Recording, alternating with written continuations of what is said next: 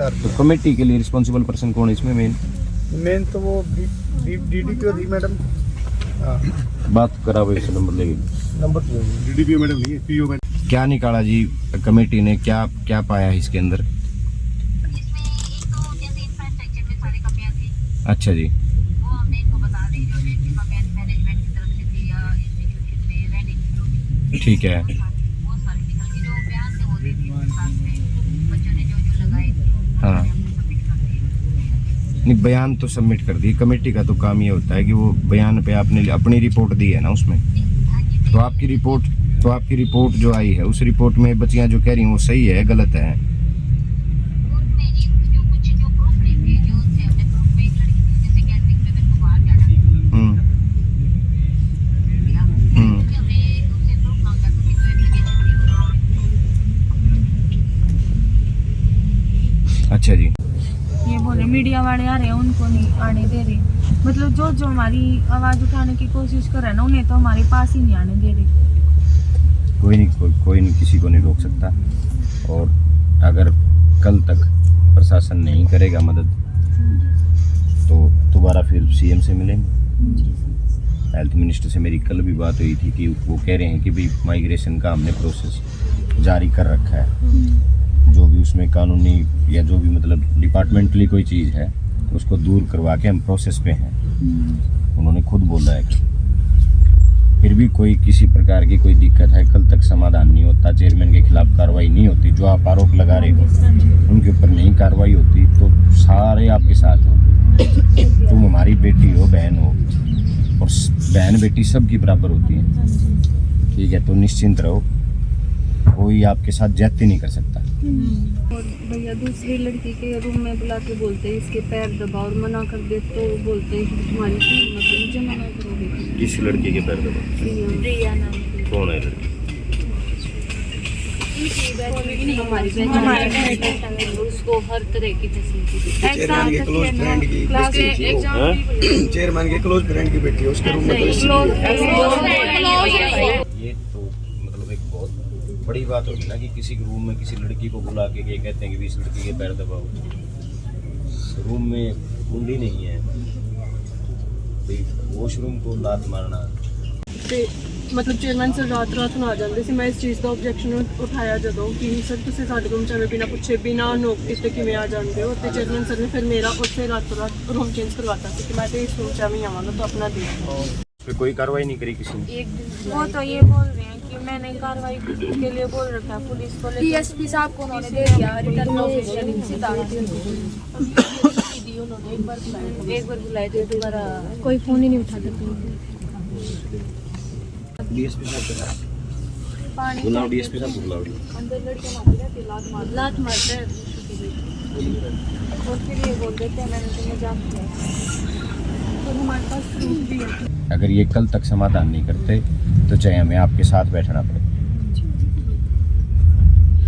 बस ये है कि जो चीज़ हुई है आपके साथ उसको तो कोई वापस ला नहीं सकता, लेकिन उसके ऊपर कार्रवाई जरूर होनी चाहिए। डिप्टी साहब, हमारी ये है भाई इनका माइग्रेशन हो ना हो एक अलग इशू है, हमें नहीं पता डिपार्टमेंटली क्या हो सकता है क्या नहीं हो सकता, लेकिन जो ये आरोप लगा रही हैं, जिस व्यक्ति के ऊपर लगा रही हैं, ये आपकी भी बेटियां हैं, हमारी भी बेटियां हैं, जितने लोग खड़े हैं सबकी बहन बेटियां हैं। कोई किसी के गांव से होगी तो कोई किसी की रिश्तेदारी में निकला होगी, और 36 बिरादरी की हैं सारी।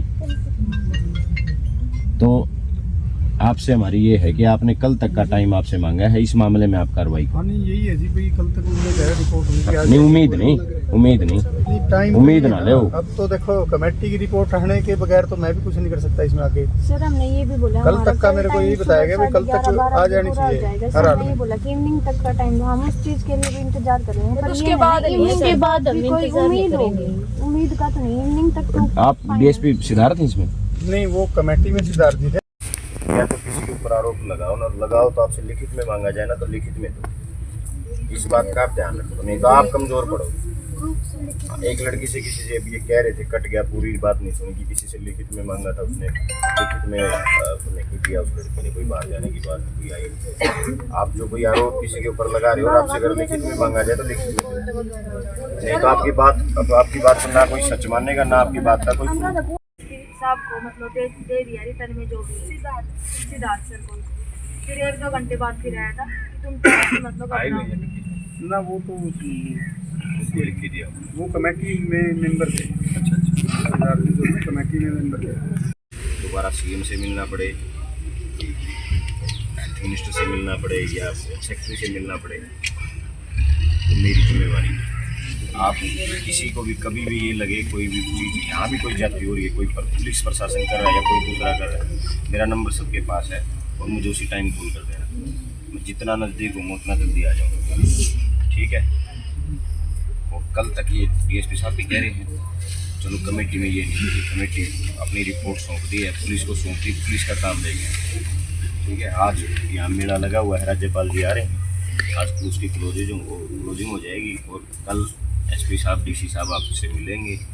हर एक के अपने अधिकार है, चाहे एसडीएम हो, डीएसपी हो, डीसी हो, चाहे आपकी एक मैडम है रेणु भाटिया, तो यही सुनेंगे और तुम कहोगे तो यही फैसला करते हैं। सर हम तो यही रिक्वेस्ट कर रहे हैं सरकार पहले विधायक जी ने सारा जी कर देंगे, लिखा तो दिया विधायक जी ने सारी कौन दिया। जितने लोग आए हुए ना ये सब आपकी भावनाओं के साथ आए हुए हैं, ठीक है। और ये राम है, ये सब आपके साथ है। कई बार कोई बात नहीं, कोई किसी को रोक थोड़ी सकता है।